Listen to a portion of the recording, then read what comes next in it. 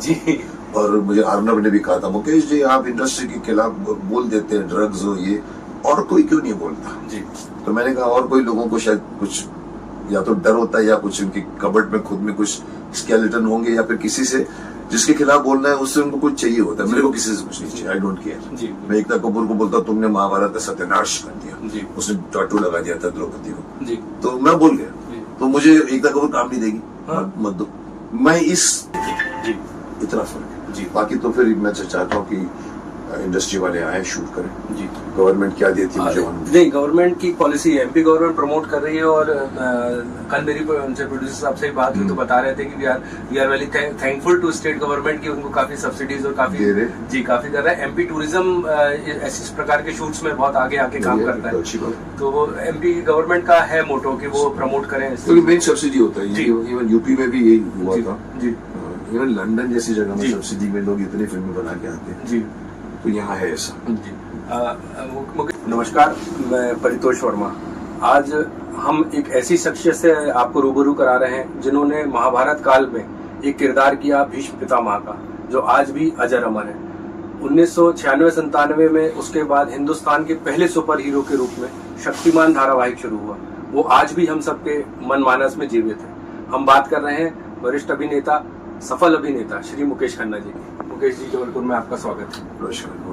मुकेश जी, मेरा पहला सवाल कि 1997-98 में आपका जबलपुर आना हुआ था जल संरक्षण के एक अभियान में आप, और आज आप जबलपुर आए हैं, तो उस समय के जबलपुर और आज के जबलपुर में आप क्या परिवर्तन देख रहे हैं? देखिए, 97 बर्थ ऑफ शक्तिमान जी, 97 में जो हिंदुस्तान था जी, हम कभी कभी कहते हैं कि 97 के बच्चों को शक्तिमान की जितनी आवश्यकता थी जी, 2023 में उससे 10 गुना ज्यादा बढ़ गई जी। आज के बच्चों को मार्गदर्शक चाहिए जी।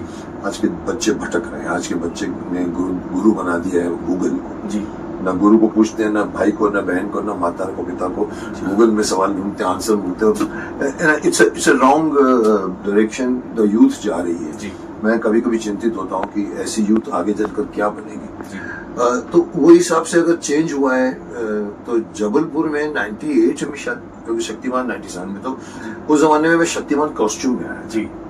और बाकायदा जल अभियान, उस वक्त कुछ पानी की कमी हो गई थी जी, पानी को संरक्षण कैसे करें, तो एक रैली निकाली थी पूरी, मुझे याद है, जिसमें मैं शक्तिमान कॉस्ट्यूम में था जी। और वो रैली में यही था कि जल को एक बूंद बूंद को संभालो, जो आज भी जरूरत, वही आज भी उतनी जरूरत। और ultimately it culminated into stadium जी, जहाँ स्टेडियम में सारे बच्चे भरे पड़े थे, और वहां पर मैंने मैसेज दिया था जी। वो जबलपुर देखा है मैंने रोड में, और अभी डेफिनेटली मैं देख रहा हूँ बहुत इम्प्रूवमेंट है जी। रोड्स बहुत अच्छे बन गए हैं और पूरा बाकायदा, मतलब धीरे धीरे मुझे मालूम पड़ रहा है कि जबलपुर से बहुत सारे आर्टिस्ट भी यहीं से निकले जी। कई आर्टिस्टों का नाम आपने निकल गिनाया था, राणा है उसमें जी, राणा है, प्रेमनाथ जी इटसेल्फ वो जबलपुर को बिलोंग करते थे, और उनका प्रेमनाथ जी उन्होंने एक थिएटर खरीदा था यहाँ Empire, that belongs to cantt area now. अब वही स्थिति में नहीं है, खंडर हो गया है, लेकिन वो उसका भी एक बड़ा स्टोरी है। बीना राय प्रेमनाथ जी, हाँ जी, प्रेमनाथ जी बिलोंग्स टू जबलपुर। अच्छा जी, उनकी अभी उनकी समाधि भी पेशावर से नहीं, उनकी समाधि भी जबलपुर में, ग्वारी घाट नर्मदा तट पे। तो उसके अलावा आज वो 2-4 आर्टिस्ट आपने का नाम भी गिनाया जी। आशुतोष राणा जी जबलपुर के पास गाड़रवाड़ा से, राजपाल यादव जी, राजपाल भी यहीं का है, राजपाल का मैंने भी इंटरव्यू लिया था जी, और वो इंटरव्यू में काफी बातें निकाली थी, कहाँ पैदा हुए थे, क्या किया, तो उसका गाँव यही है, हाँ, जबलपुर से लगा हुआ है। तो जबलपुर के गांव के बारे में बात की थी उसने कि मैं उस गांव से था, हम लोग चल के जाते थे तो सब बस्ता सिर पे रखते थे, इतना पानी में से जाते थे, फिर उस गांव को अडॉप्ट किया मैंने, बताया वो कर रहे। और कौन ये हो गए, 2 नाम हो गए, बुंदेला भी यहीं से, बुंदेलखंड यही है कि बुंदेलखंड लगा हुआ है।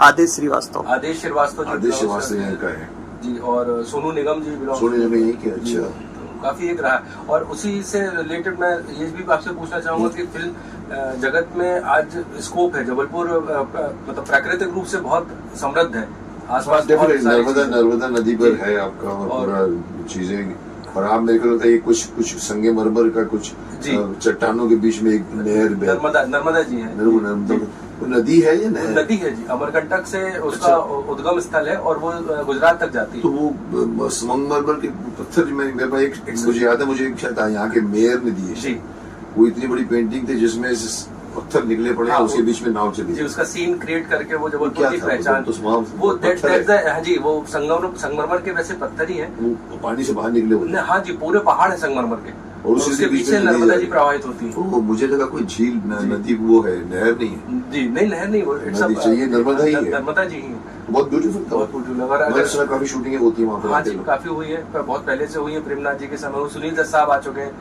सुनील दत्त नरगिस, मैं पिक्चर का नाम बोल रहा हूँ, उनका एक शूट हुआ। मोहन जोदाड़ो रिसेंटली अशोका की शूटिंग हुई यहाँ पे, फिर मोहन जोदाड़ो की शूट हुआ यहाँ पे। तो उसमें सर ये आप पोटेंशियल क्या हम लोग देख सकते हैं कि जबलपुर भविष्य में फिल्म जगत की प्रायोरिटी में क्या है? हमारे हिंदुस्तान में अभी धीरे धीरे मैं देख रहा हूँ एक नई परंपरा शुरू हुई है जी। हमारे एक जमाने में मुंबई में फिल्म सिटी होती जी, हमने सारी की सारी, शक्तिमान पूरा फिल्म सिटी में बना जी, महाभारत पूरा फिल्म सिटी में बना। शक्तिमान तो का दूसरा स्टूडियो था जी, लेकिन मैंने देखा है कि नोएडा में फिल्म सिटी बनने की प्लान हुई थी बहुत साल पहले जी, फिर अभी कभी यूपी में भी और जगह में भी बुलाना चाहते हैं जी। इवन मुझे याद है कि मध्य प्रदेश के जो अपने सीएम थे जी, शिवराज सिंह जी मेरे को मैं भोपाल आया था जी, उस टाइम कुछ बात चल रही थी, हमने कोई फिल्म सिटी का निर्माण करना था जी, और कुछ वहां पर उन्होंने एक बहुत बड़ा सेमिनार था जिसमें मेड इन एमपी किया था उन्होंने, जब मोदी जी आए थे। तो हम भी कुछ 800 करोड़ का एक कुछ हम लोग प्रोजेक्ट उनको देना चाहते थे। मेरे साथ कुछ इन्वेस्टर्स थे, बोलते हैं हम सर यहाँ पर फिल्म सिटी बनाएंगे। इंदौर के पास से। तो भोपाल में भी मैं मुझे याद है मैं इनके चौहान जी के घर पे गया था जी, और वो वहां से हम लोग हेलीकॉप्टर से हम लोग आदिवासी बेल्ट लेकर गए थे जी, और वहां पर कुछ अच्छा खासा भाषण था, पूरा भरा पड़ा था, बरसात हो गई बहुत बड़े जोर से और फिर बाद में पता लगा कि हम लोग चल के अपना गए तो क्योंकि वो बोला कि हेलीकॉप्टर नहीं उड़ेगा जी, तो चल के गए तो पानी में तो मेरा बूट का तलवा निकल गया। अच्छा, तो वापस में आगे बैठे और शिवराज जी मेरे को अपने घर पे लेकर गए। फिर वहाँ उन्होंने मुझे नया जूता दिलवाया, उसके पीए ने कहा सर आपका नंबर क्या है? मैंने क्या करना है आपको? बोला नहीं तुम तो मेरे वो यादें हैं और जो उस वक्त उन्होंने मुझे हेलीकॉप्टर से दिखाया था मुकेश जी, देखिए कितना ब्यूटीफुल है भोपाल, सब वो है बीच बहुत सारे, हाँ वो हाइट पे है, पहाड़ और झील बहुत है, बीच में तालाब झील निर्माण बहुत हुआ है। तो मैंने कहा तो अच्छा बन सकता है बहुत, अगर आप कभी बनाने चाहो तो फिल्म सिटी का भी स्कोप है यहाँ जी। और डेफिनेटली ऐतिहासिक जगहें हैं तो लोग तो करना चाहिए, मतलब स्कोप। लोग आजकल धीरे धीरे मैं देख रहा हूँ हमारे फिल्म मेकर्स जो है ना जी, इंडिया को छोड़कर बाहर जा रहे हैं जी, बाहर शूट करते हैं क्योंकि वहाँ उनको सस्ता पड़ता है जी, वहाँ के लोग सब्सिडी दे देते हैं, फ्री आपको देते हैं जी, इतना फर्क जी। बाकी तो फिर मैं चाहता हूँ कि इंडस्ट्री वाले आए शूट करें जी। गवर्नमेंट क्या देती है मुझे नहीं, गवर्नमेंट की पॉलिसी है, एमपी गवर्नमेंट प्रमोट कर रही है और कल मेरी उनसे प्रोड्यूसर साहब से बात हुई तो बता रहे थे कि we are very thankful to state government की उनको काफी सब्सिडीज और काफी जी काफी कर रहा है। एमपी टूरिज्म इस प्रकार के शूट्स में बहुत आगे आके काम करता है, तो वो एमपी गवर्नमेंट का है मोटो कि वो प्रमोट करें, मेन सब्सिडी होता है। इवन यूपी में भी यही हुआ था जी, इवन लंदन जैसी जगह में सब्सिडी में लोग इतनी फिल्में बना के आते हैं जी, तो यहाँ है ऐसा जी। मुकेश जी, एक आपसे अंतिम सवाल ये पूछना चाहूंगा, आपका एक बड़ा प्रसिद्ध टॉक शो है जिसमें आप एक अलग अलग सब्जेक्ट्स को पिकअप करके एक देश को संदेश देना चाहते हैं, वो उसके पीछे क्या धारणा है? क्या है, देखिए मैं मुझे नहीं पता था कि मैं यूट्यूब में इतना घुस जाऊंगा जी, तो आज से कुछ 3 साल ज्यादा भी नहीं हुए जी, और मैंने भीष्म इंटरनेशनल चैनल यूट्यूब पे खोला जिसमें मैं हर टॉपिक पे बोलता था जी, चाहे वो उद्धव ठाकरे अपने बेटे को युवराज बना रहा है और मैं बोलता धृतराज आज भी जिंदा है जी, वहां से लेकर मैंने ड्रग्स के खिलाफ, मैंने हर पॉलिटिकल से, इवन दी जो गुफा में सब गिर गए थे बीच में फंस गए सुरंग जिले में, सब कुछ कवर करता हूँ।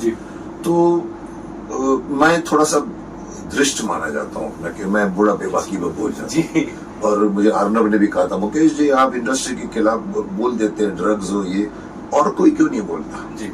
तो मैंने कहा और कोई लोगों को शायद कुछ या तो डर होता है या कुछ उनकी कबर्ड में खुद में कुछ स्केलेटन होंगे या फिर किसी से जिसके खिलाफ बोलना है उससे उनको कुछ चाहिए होता है, मेरे को किसी से कुछ नहीं चाहिए, आई डोंट केयर। मैं एकता कपूर को बोलता हूँ तुमने महाभारत का सत्यानाश कर दिया, उसने टाटू लगा दिया था द्रौपदी को, तो मैं बोल गया, तो मुझे एकता कपूर काम नहीं देगी, मत दो, मैं इस लेवल का हूँ। तो मैंने काफी कुछ बोला है, इनफैक्ट मैं मोदी जी के फेवर में भी बोल जाता हूँ और मोदी जी को ये भी बोलता हूँ कि हमारा देश तरक्की पर है, हमेशा बोलते हैं। जी। तो मैंने कहा अगर अब देश तरक्की पर है तो बिहार तरक्की पर क्यों नहीं है? जी।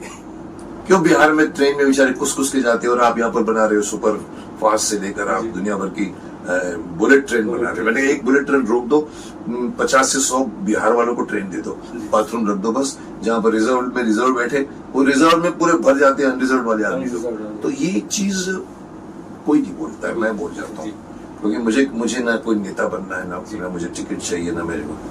तो इस हिसाब से मेरा एक YouTube चैनल चलता है और उसके अंदर मैंने दी मुकेश खन्ना शो भी स्टार्ट किया जी। 60 से 70 सेलिब्रिटी का इंटरव्यू ले चुका हूँ, जिसमें राजपाल यादव को मैंने इंटरव्यू लिया। ऐसे मैंने 60-70 लोगों का, मतलब मैं जर्नलिस्ट बन गया। जैसे आप मेरा इंटरव्यू ले रहे हैं तो मैं पहली बार मेरे को लगा मैं कैसे बोल जाऊं, पर मैंने देखा कि मैं ये काम भी कर सकता हूँ और अच्छे इंटरव्यू। और वो भी मैंने कपिल देव शर्मा के शो के सामने खड़ा किया था। ये अश्लीलता से भरा हुआ, और मैं आपको बताता हूँ कि शालीनता से इंटरव्यू कैसे करते हैं। तो उस हिसाब से मेरे को एक स्टार्ट किया और आज मैं मोर देन 60-70 लोगों का इंटरव्यू ले चुका हूँ। वो मेरा आता है यूट्यूब पर। मुकेश जी, इसको शुरू करने के पीछे क्या विचारधारा थी, क्या मन में आया आपका कि क्या संदेश? नहीं देखो, दो चीजें, एक तो भीष्म इंटरनेशनल चैनल जी, जिसके अंदर मेरे अभी 12.5 लाख से ज्यादा सब्सक्राइबर हो गए, 12 लाख के ऊपर। उसमें मेरा ये था कि भी मुझे लगा कि मैं बोल सकता हूँ, क्योंकि मैं अभी से नहीं 2000 से जब वाजपेयी जी की सरकार, और इवन ये मैं जैसे मैंने कहा आपको, ये शिवराज जी चौहान के लिए भी मैं गया था, मैंने सबका, सुषमा स्वराज से लेकर रविशंकर प्रसाद से लेकर मैंने अडवाणी से लेकर सबका मैंने कैंपेनिंग किया जब मैं शक्तिमान था जी। तो उस टाइम मुझे लगा कि मुझे मेरे सुनने आते लोग वो सुनते हैं जी, और मेरे अंदर से जो आता मैं बोल जाता हूँ। तो किसी ने कहा सर आप यूट्यूब चैनल क्यों नहीं शुरू करते, आप अपनी बातें। तो मैंने सोचा, मैंने कहा ऐसा कोई है तो नहीं, मैं तो एक्टर हूँ, पर ठीक है। तो अब लोग यहाँ तक पहुंच गई ये बात कि कई लोगों ने कॉम्प्लीमेंट किया है, सर आपके 2 रूप है, भीष्मा, शक्तिमान, अभी आपको तीसरा रूप आ गया। मैंने कहा कौन सा है? बोला मुकेश खन्ना। अभी लोगों को मालूम पड़ा कि मुकेश खन्ना, अच्छा ये ऐसा बोलता, अरे ये तो मेरे पर कमेंट आते, अरे शक्तिमान कब लाओगे आप, शक्तिमान आइए, झूठ बोल रहे हैं, शक्तिमान नहीं आने वाला है, फिर ये अरे ये तो आरएसएस वाला लगता है रे। तो ऐसे मेरे को कमेंट्स मिलते हैं। तो मैंने वो चैनल शुरू कर दिया और वो चैनल के अंदर मुझे लगा कि मैं बोल सकता हूँ। तो जो चीज मैं भाषणों में बोलता था वो चीज मैं अपने चैनल में बोलना शुरू किया। 20-20 मिनट, कभी कभी 25-1 घंटे का बोल जाता हूँ। तो वो मालिक की दया से मेरा तीसरा इमेज है कि मुकेश खन्ना क्या बोलता है। Exactly, शक्तिमान तो बोलता है, भीष्म पितामह बोलते हैं, वो तो फिक्टिशियस माने हैं। हाँ।